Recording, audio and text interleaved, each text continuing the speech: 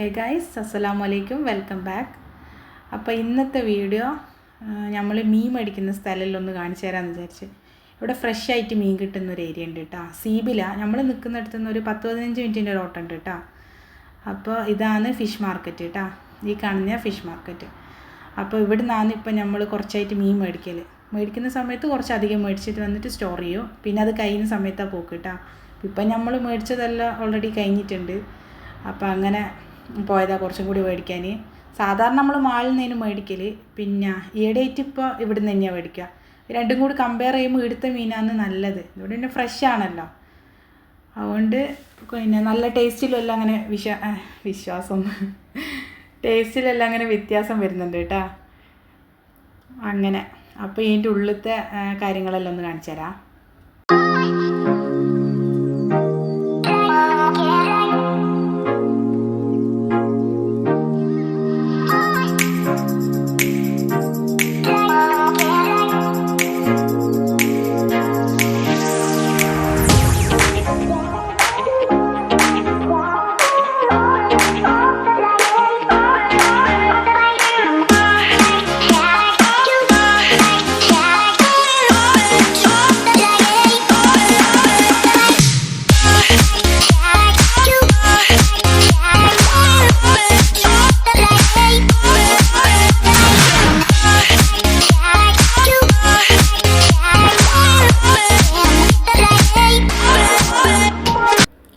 അപ്പം നമ്മൾ മീനെല്ലാം സെലക്ട് ചെയ്ത് അത് കട്ട് ചെയ്യാൻ വേണ്ടി കൊടുത്തിന് കേട്ടോ.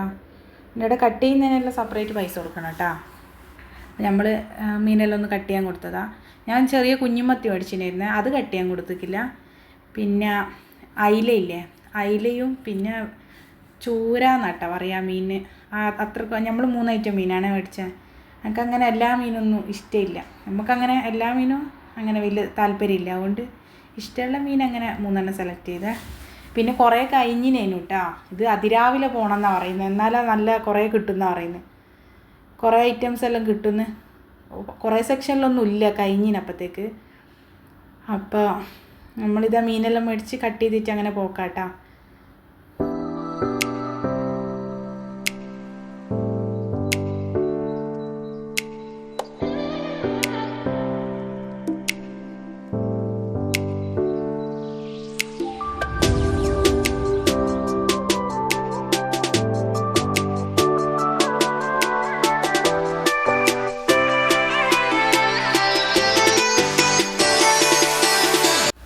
അങ്ങനെ മീനെല്ലാം മേടിച്ചിട്ട് കാറിൽ കൊണ്ടുപോയി വെച്ചേ.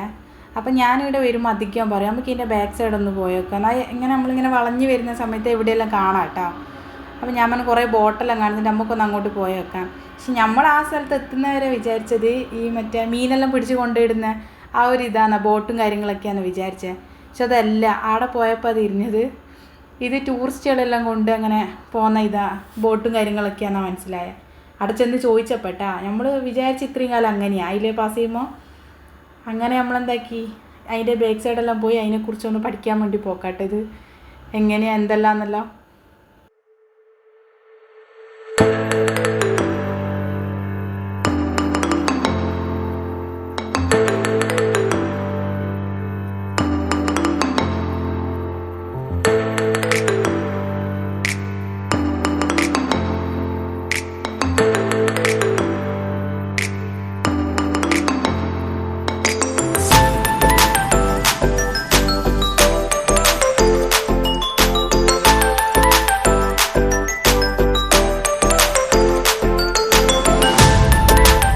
അപ്പോൾ ഈ കാണുന്ന ബോട്ട് നിറച്ചു ആളെയും കൊണ്ട് ഒരു പോകുന്ന കേട്ടോ.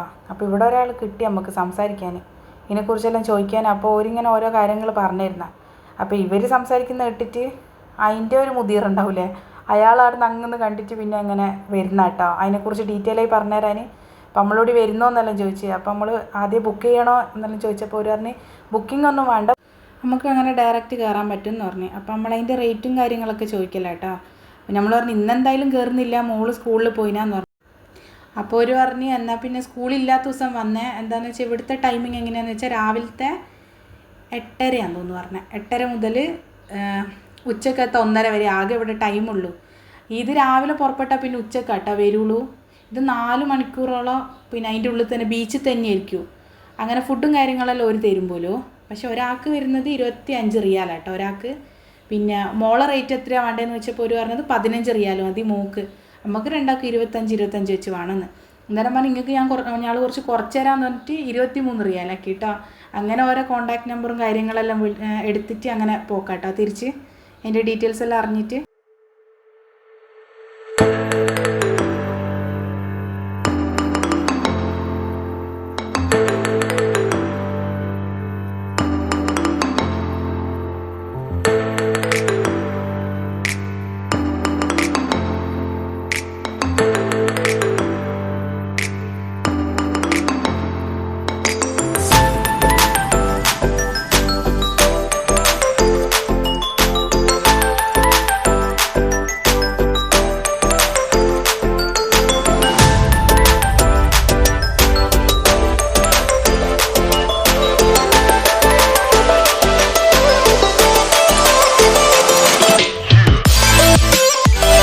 അപ്പോൾ പിന്നെ നമ്മൾ മാർക്കറ്റിൽ നിന്നെല്ലാം ഇറങ്ങി അങ്ങനെ മീനെല്ലാം എടുത്ത് വെച്ചിന് കേട്ടോ. ആ പോക്ക് നേരെ പോയി വീട്ടിൽ മീനും കാര്യങ്ങളെല്ലാം ഫ്രീസറിൽ വെച്ചതിന് ശേഷം പിന്നെ സഫ മാളിന്, ഈ മാളിൻ്റെ പേര്, ആടം വരെ വരേണ്ട ഒരു ആവശ്യം ഉണ്ടായിരുന്നു. അപ്പോൾ അങ്ങനെ ആ മാളിൽ വന്നിട്ടോ. അവിടെ കുറച്ച് പർച്ചേസിങ്ങും ഉണ്ട്. അപ്പോൾ ഇത് ആലു അതെങ്ങനെ കുത്തി പൊട്ടിക്കാനാണ് നോക്കുന്നത്, അതെല്ലാം എടുക്കാൻ വേണ്ടിയിട്ടാ.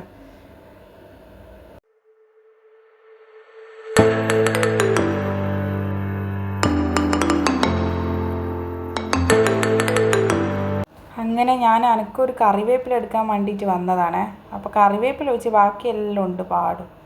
അപ്പോൾ ആകെ ഒരു ഉണങ്ങിയ പോലത്തെ കറിവേപ്പില കേട്ടോ. അപ്പോൾ പിന്നെ അതെനിക്ക് ഇഷ്ടമായിക്കില്ല എന്തായാലും എടുക്കാൻ. അപ്പം ഞാൻ ഇവിടുത്തെ സ്റ്റാഫിനോട് പറഞ്ഞേ വേറെ ഉണ്ടോയെന്ന്. അപ്പം പറഞ്ഞാൽ ഉണ്ട് എന്ന് പറഞ്ഞിട്ട് എടുത്തുതരാൻ പോക്കാട്ടാ. അത് വന്നിനായിരുന്നു, പക്ഷെ പാക്ക് ചെയ്തൊന്നും വെച്ചിട്ടില്ല, പറഞ്ഞത്ര ഓർഡർ കിട്ടിയിട്ടില്ല എന്നെല്ലാം പറയുന്നുണ്ട് അതിൻ്റെ ഇടയ്ക്ക്. അങ്ങനെ ഓന് കറിവേപ്പില എടുക്കാൻ വേണ്ടി പോയിനാട്ടാ.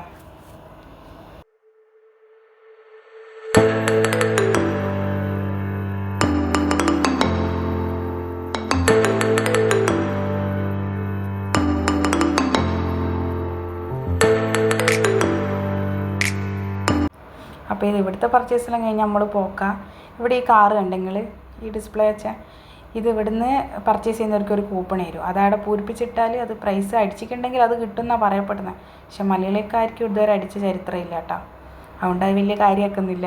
പിന്നെ നമ്മൾ പുറത്തിറങ്ങിയിട്ട് 2 ജ്യൂസും 4 സാൻഡ്വിച്ചും മേടിച്ചിട്ടാ, ആമിക്കുള്ളയും കൂടി മേടിച്ച്.